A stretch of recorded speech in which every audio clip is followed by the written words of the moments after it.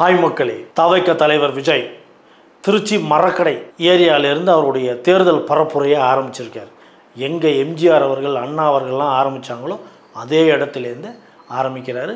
சென்டிமெண்ட்டாக இந்த படை போதுமா, இன்னும் கொஞ்சம் வேணுமா, அந்த அளவுக்கு கூட்டம். அந்த காலத்திலலாம் கூட்டம் எந்த அளவுக்கு வந்தது அப்படின்னு கேட்டால் அதுக்கு ஒரு எக்ஸாம்பிள் சொல்லுவாங்க. என்னென்னா, எள்ளு இருக்குது பார்த்தீங்களா, எள்ளு அதை மேலே தூக்கி போட்டாங்கன்னா கீழே போய் விழாதான், அந்த அளவுக்கு மக்கள் கூட்டம் அப்படின்னு சொல்லுவாங்க. கிட்டத்தட்ட இந்த எக்ஸாம்பிள் இந்த தாவேகா பரப்புரை கூட்டத்துக்கு 100% பொருந்துன்னே சொல்லலாம். அந்த அளவுக்கு கூடிய கூட்டங்கள் கடல் அலையா, அந்த அளவுக்கு கூட்டங்கள். சென்னை ஏர்போர்ட்லேருந்து தனி விமானம் மூலம் திருச்சிக்கு வர்றதுக்கு தாவேகா தலைவர் விஜய் அவர்களுக்கு ஜஸ்ட் 45 மினிட்ஸ் தான் ஆயிருக்கு, 45 நிமிடங்கள் தான் ஆயிருக்கு.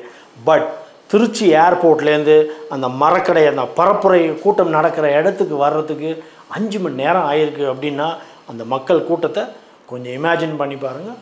அந்த அளவுக்கு மிகப்பெரிய மக்கள் வெள்ளம் அப்படின்னு சொல்லலாம். ஆளும் கட்சி திரு விஜய் அவர்களுக்கு இந்த கூட்டத்தை நடத்துறதுக்கு ஒரு 23 நிபந்தனைகள் விதிச்சிருக்காங்க.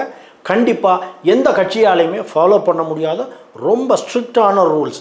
ஈவன் திமுகவே இந்த மாதிரி மீட்டிங் நடந்துச்சுன்னா அவங்களால இந்த 23 ஃபாலோ பண்ண முடியுமான்றது டவுட்டு தான்.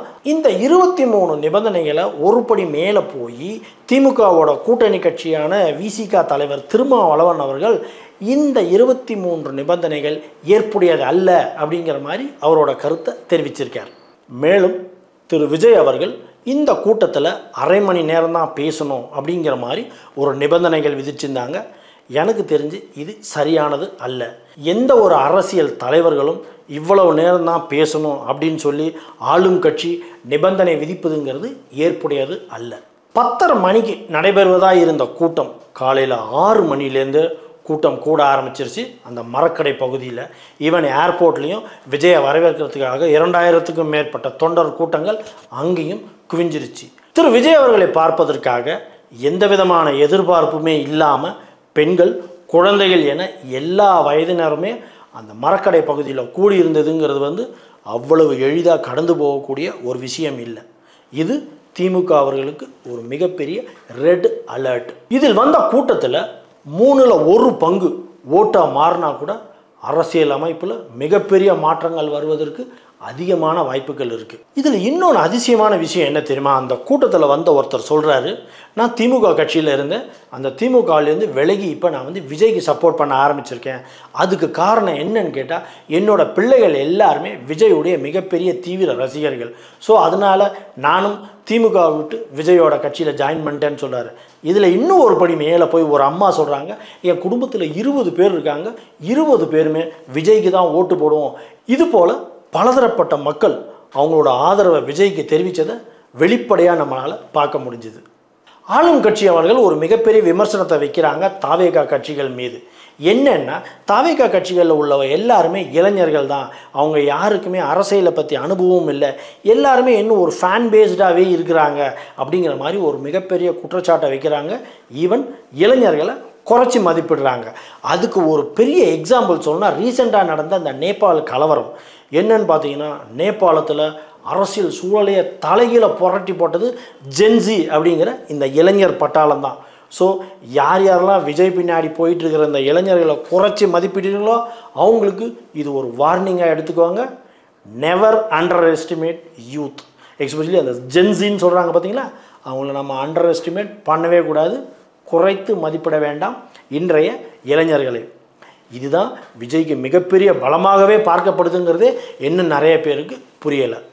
விஜய் மீது இன்னொரு குற்றச்சாட்டு இருக்குது. என்னன்னு பார்த்தீங்கன்னா, விஜய் மக்களை ரொம்ப காத்திருக்க வைக்கிறாரு, நிறைய பேர் சோர்வு அடைஞ்சிட்டாங்க வெயிட் பண்ணி அப்படின்னு. As per the meeting schedule பார்த்தீங்கன்னா 10:30 தான். 6 மணிக்கெலாம் யாரையும் வர சொல்லி விஜய் கேட்கவே இல்லை. நான் இன்னும் ஒரு லெவல் மேலே போய் சொன்னால் விஜய் நிறைய பேரை வர வேண்டாம் அப்படின்னு தான் சொல்கிறாரு. பட் மக்கள் தன்னிச்சையாக வர்றதுங்கிறது விஜயோட கண்ட்ரோலில் இல்லை. இந்த இடத்துல நம்ம விஜயை ப்ளேம் பண்ண முடியாது. ஆஸ் பர் த பிளான் கரெக்டாக ஷெட்யூலுக்கு விஜய் வந்துட்டார் திருச்சி ஏர்போர்ட்டுக்கு. திருச்சி ஏர்போர்ட்லேருந்து இந்த மரக்கடை பகுதிக்கு வரணும்னா 7 கிலோமீட்டர், கிட்டத்தட்ட ஒரு 20 நிமிஷத்தில் வந்துடலாம்.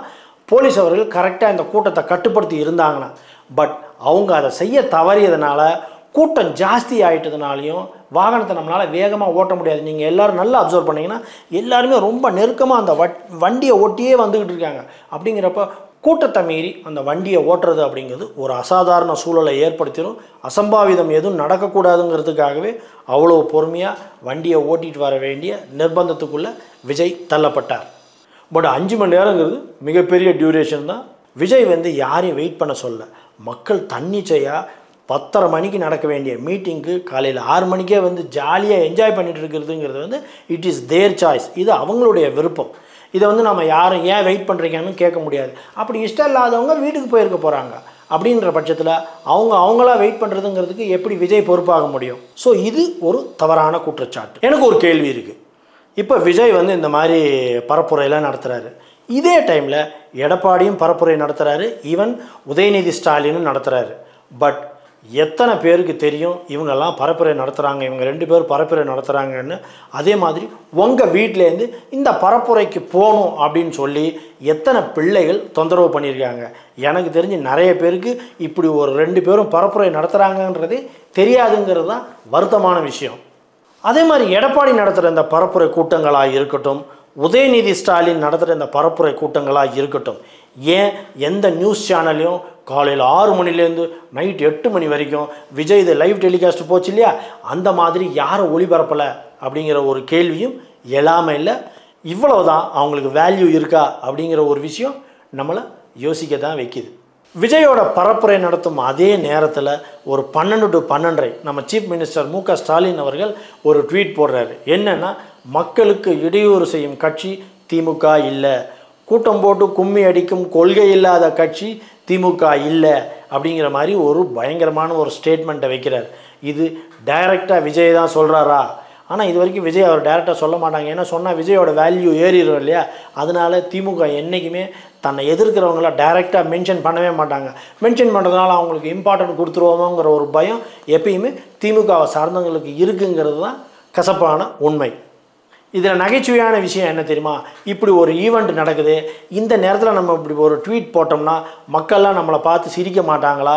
நம்ம விஜய் தான் சொல்கிறோங்கிறது மக்களுக்கு புரியாதாங்கிற விஷயம் மு.க. ஸ்டாலின் அவர்களுக்கு புரியலங்கிறது தான் ஒரு வருத்தமான நகைச்சுவையான விஷயம். மேலும் விஜய் அவர்களுடைய தாவேகா தொண்டர்கள் மீது ஒரு குற்றச்சாட்டை வைக்கும் திமுக என்ன சொல்கிறாங்கன்னா, விஜயோட கட்சியில் அரசியல் படுத்தல் அப்படிங்கிற ஒரு விஷயம் யாருக்குமே இல்லை, அது சார்ந்த அறிவு யாருக்குமே இல்லை, அனுபவம் இல்லை அப்படிங்கிறாங்க. What is the mean by அரசியல் படுத்தல்? எனக்கு இதுக்கு ஒரு விளக்கம் தெரிஞ்சாகணும். என்னென்னா, இவங்கெல்லாம் மென்ஷன் பண்ணுற அரசியல் படுத்துதல்ங்கிறது ஒரு மெச்சூர்டான பிஹேவியர், ஒரு நல்ல ஆட்சி, ரொம்ப டிசிப்ளினான ஆட்சி, அதை தான் சொல்ல வராங்கன்னு நினைக்கிறேன். அதுதான் அரசியல் படுத்தல்ன்றது திமுகவோ இல்லை திரு மு.க. ஸ்டாலின் அவர்களோ சொல்கிறாருன்னு நினைக்கிறேன். அப்படின்னா திருச்சியில் எம்எல்ஏ கிட்னி திருடுறதுங்கிறது அரசியல் படுத்தலா? மணல் மாஃபியா, துரைமுருகன் அவர்கள் மணல் கொள்ளை அடிக்கிறாரே, அது அரசியல் படுத்துதலா? மேலும் ஒரு படி மேலே போய் திமுக பெண் கவுன்சிலர் பஸ்ஸில் நகையை திருடுறாங்களே, அதுதான் அரசியல் படுத்தலா?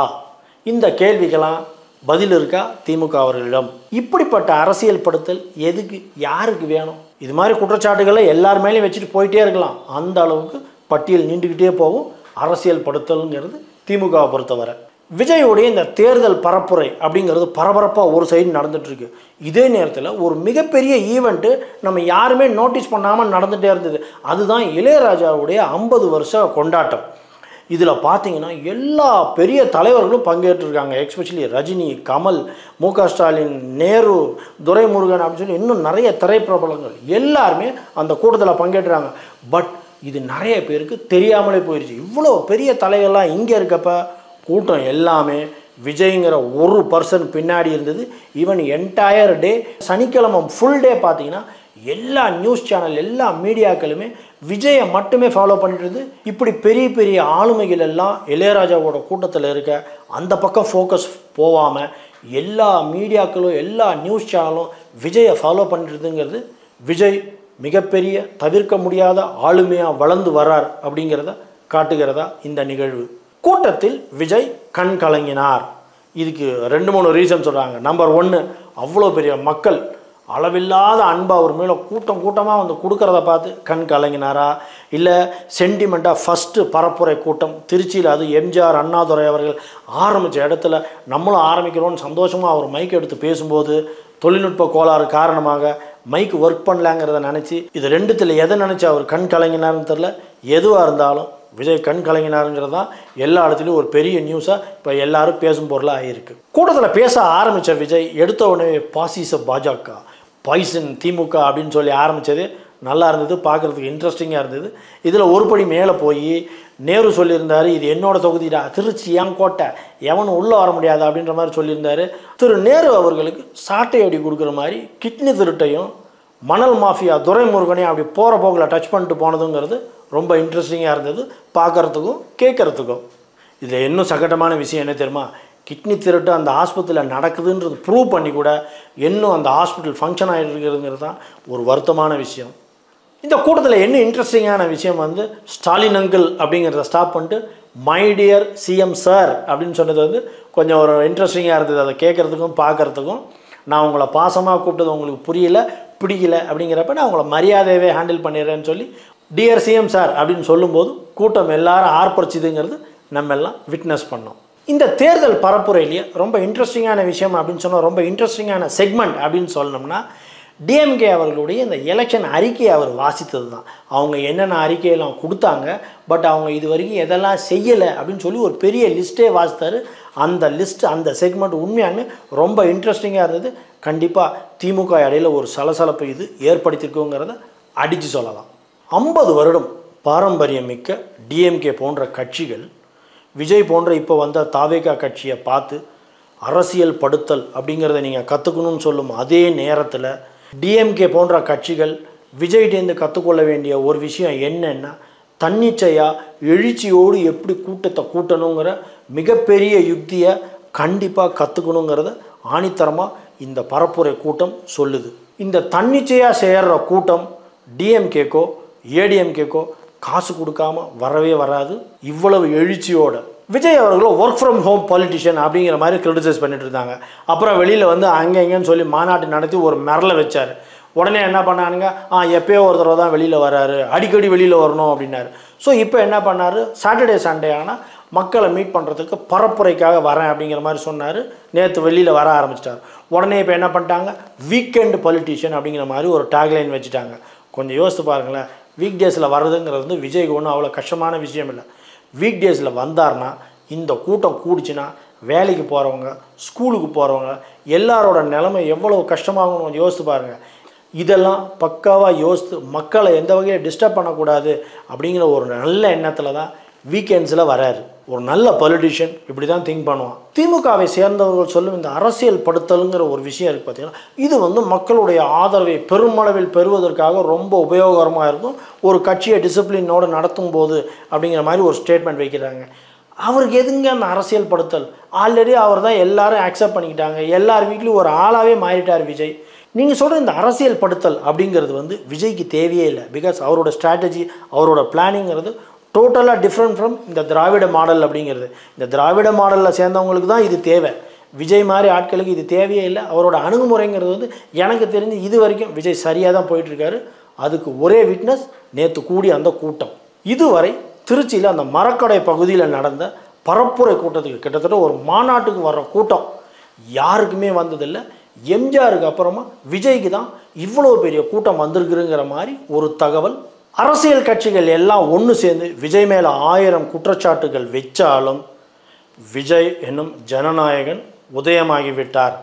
அரசியல் கட்சிகளே உஷார், தமிழக அரசியல் களம் சூடு பிடிக்க ஆரம்பித்து விட்டது. தட்சால் மக்களே, இந்த வீடியோ உங்களுக்கு பிடிச்சிருந்ததுன்னா லைக் பண்ணுங்கள், ஷேர் பண்ணுங்கள், கமெண்ட் பண்ணுங்கள், மறக்காமல் சப்ஸ்கிரைப் பண்ணுங்கள். வணக்கம்.